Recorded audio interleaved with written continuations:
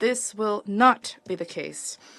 We continue to deliver political, military, humanitarian support to Ukraine to help it exercise its right to legitimate defense.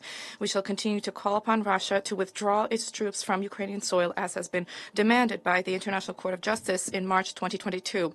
We remain mobilized to ensure compliance with the principles of the Charter of the UN, which alone can serve as a bedrock for a fair, lasting peace. While Russia deliberately targets civilians in Ukraine, Ukraine and the rest of the world have been acting to mitigate the humanitarian fallout from this war. This essential issue will be subject of discussions during the peace conference organized by Switzerland next week. Thank you. I thank the representative of France for their statement. I give the floor to the representative of the United States. Thank you, Mr. President, and thank you, Assistant Secretary General Masuya, for your briefing. We also welcome the representatives of Ukraine, Latvia, Poland, Sweden, Romania, and the head of the EU delegation to this meeting. Mr. President, on May 10, the Russian Federation launched an offensive against the Kharkiv region of Ukraine. The world witnessed the havoc and destruction that followed.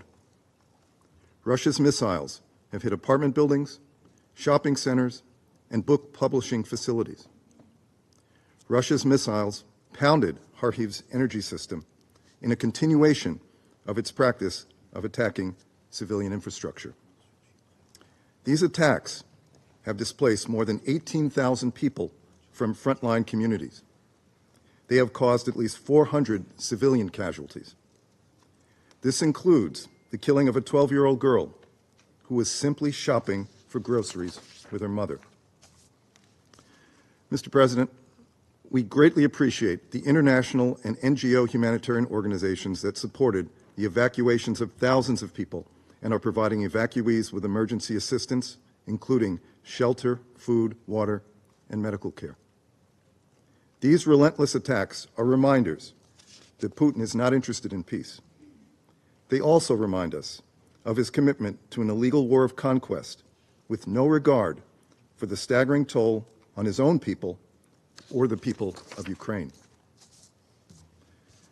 Putin has no regard for Russia's obligations under the Geneva Conventions, given the haggard, beaten, and malnourished bodies of prisoners of war returned to Ukraine on May 31, following the first prisoner swap in months. UN reports concluded the majority of Ukrainian prisoners of war are subject to routine medical neglect, torture, and other ill treatment in detention. This includes mock executions, electric charges to ears and genitals, beatings, and sexual violence, including rape. The UN Special Rapporteur on Torture concluded that torture and other inhumane acts perpetrated against prisoners of war, as well as civilians, appear orchestrated as part of state policy.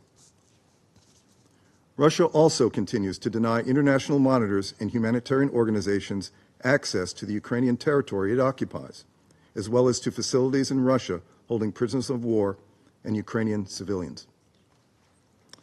Russian armed forces and affiliated groups were listed in the annexes of the Secretary General's 2023 annual report on children in armed conflict, which asserts that they are responsible for, among other things, killing and maiming children.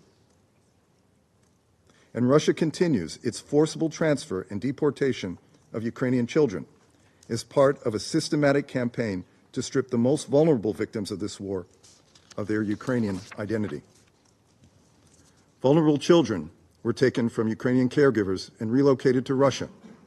In many instances, these children were provided with Russian names and passports and adopted by Russians. These transfers are not humanitarian in nature. They may amount to war crimes. The forcible changing of names and nationality is a blatant violation of international law. Mr. President, the evidence of Russia's war crimes is well documented, staggering, and mounting every day.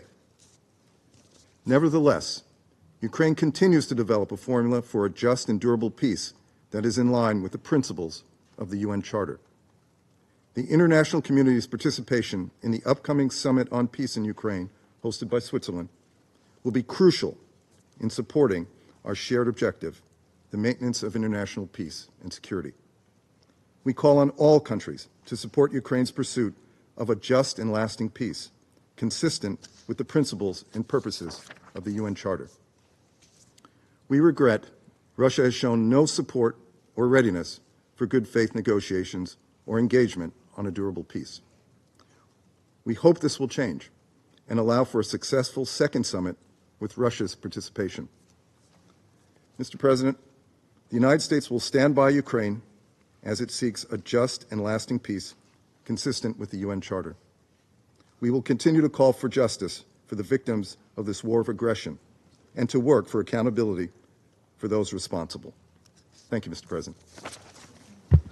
I thank the representative of the United States for their statement. I give the floor to the representative of Guyana.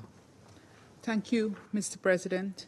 I also thank ASG Joyce Monsieur for her briefing. We note with growing concern the worsening humanitarian situation in Ukraine, with over 14 million people now needing humanitarian assistance. Each time this Council meets to discuss Ukraine,